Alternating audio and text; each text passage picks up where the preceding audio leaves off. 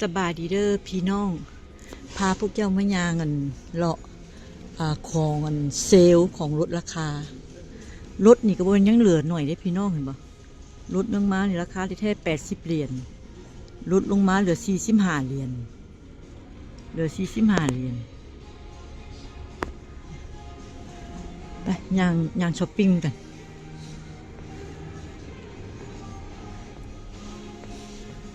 อันนี้ก็เหลือ80 เหรียญหรือ45 เหรียญกันตัวนี้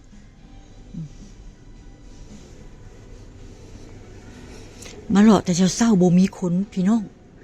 คันมาหล่อสวยๆแล้วโอ๊ยคนหลายพวกเจ้าเห็นมันเอากระชายจ้าบนตลาดพวกเจ้าเห็นคนบ่เพราะว่าตลาดเปิดปุ๊บค่อยเข้าคนเดียวคนแรกเลย เพราะว่าคันมาจนสวยๆแล้วเขาทายแล้วเขาเบิ่งเฮานะเขาเบิ่งหน้าเฮานะหัวแล้วอีกหนึ่งเมืองนอกบ่ได้คือประเทศเฮาอื่นเด้เฮาไปทายหน้าเขาด่าหน้าเฮาอันนี้มันอย่างอันนี้สั่งอันนี้คือสิบ่ได้ลดละอันนี้ได้ลดบ่พวกเจ้าฮู้บ่เสื้อผ้าอยู่ต่างประเทศนี้แพ้มันดีใครบ่ค่อยเคยไปอันก่อนประเทศจีนประเทศอื่นนะ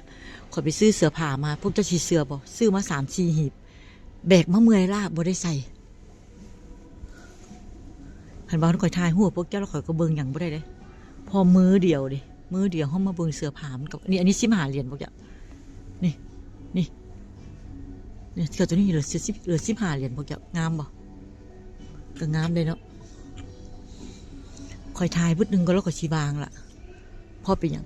เฮาทายมือเดียวแล้วเฮาเบิ่งเสื้อผ้าบ่ได้ดีนะ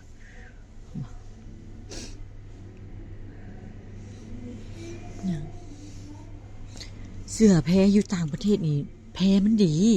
พวกเจ้าฮู้บ่แพ้ดีเด้นี่นะคือตัวนี้ราคาแท้ๆมันนี่ก็ปักแพงๆนี่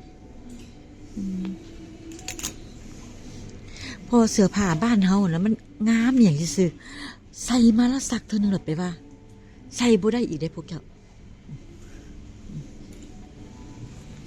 โอ้สีเหลืองนี่ก็งามนะพวกเจ้า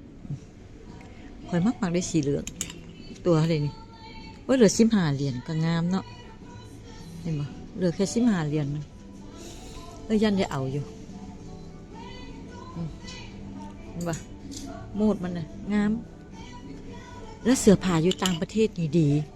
พวกเจ้าซื้อไปนะเอาไปไว้เป็นเดือนพุ่นน่ะไปเอาไปไว้บ้านได้เป็นเดือนบ่มักแล้วก็เอามาส่งแต่อย่าให้อันก็อย่าให้อันก็เขาเอิ้นอีหยังเอติเกตนะเสียคันเสียไปว่าส่งบ่ได้มีแต่ข่อยผู้เดียวอยู่ในตลาดห้างนี่พวกเจ้าสนาวนี่ก็งาม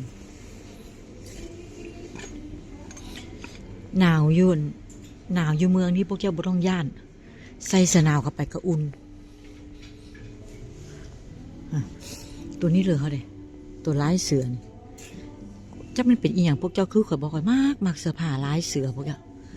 แต่ข่อยก็มีแล้วเด้อยู่บ้านมีหลายตัวแล้วลายเสือตัวนี้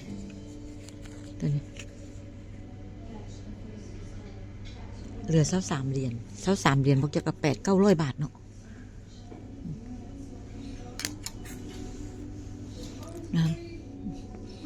แถวอื่นมันไม่ได้รุดเด้เราต้องไปแถวที่รุด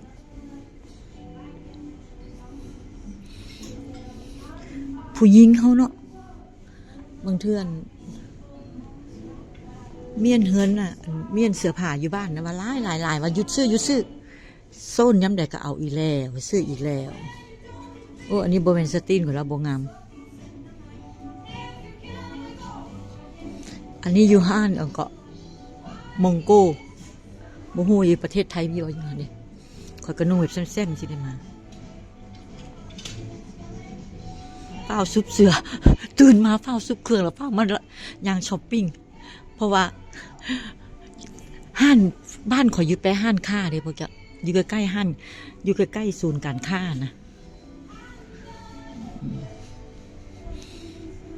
ไปแล้วห้านอื่นนี่ก็นี่ตัวนี้ก็งามนี่พวกเจ้าค่อยมักนี่ตัวนี้ กูจะว่าจากไหนงามงามกับข่อยบ่นี่เหลือ45 เหรียญเนี่ย45 เหรียญไปห้างนี้ไปบ่เอาละไปเลาะห้างอื่นไปช็อปห้างอื่นออกไปน้ำกันนี่บ่พวกเจ้าเบิงมาปังห้างยังบ่เปิดจ้อยพามาอย่างช้อปปิ้งย่านคนมันหลายแล้วช็อปบ่ม่วนนี่พวกเจ้ามันแย่กันอันย่างน้ำกันเห็นบ่ในตลาดห้างนี้ห้างอีหยังนี่ห้างโพโมเนี่ย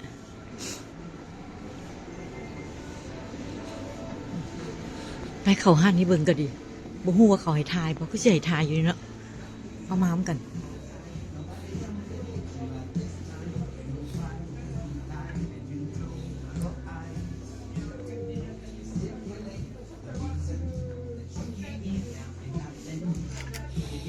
เสื้อผ้าห้างนี้บ่ปานใดเว้ยพวกเจ้า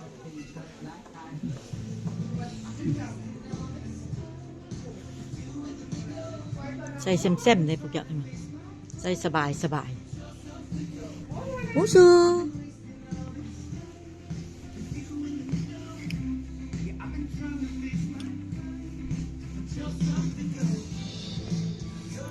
ข่อยว่าเครื่องห้างนี้บ่ถูกใจข่อยปานใดพวกเจ้าบ่งามเครื่องห้างนี้บ่ปานใดเว้ย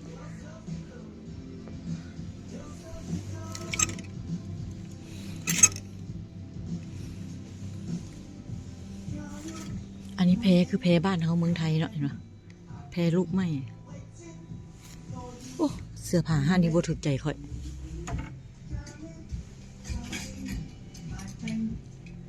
เอาพี่น้องคลิปนี้วางก่อนเด้อเจอกันคลิปหน้าต่อไปว่ากัน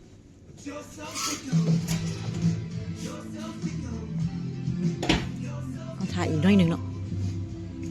อันนี้กางเกงโอ้ห้านี่ขอโบมักแล้วพี่น้อง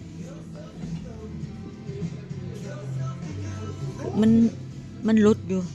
แต่ไม่ได้เครื่องแบบไม่ได้เสื้อผ้าแบบว่าเป็นจะเอานะ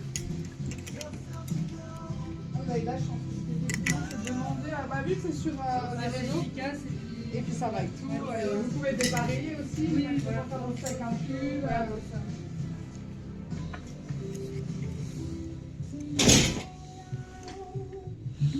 12 เลย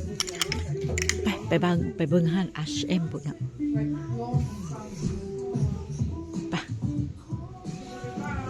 าเลยพี่น้องวางก่อนเด้อบ๊ายบายเด้อ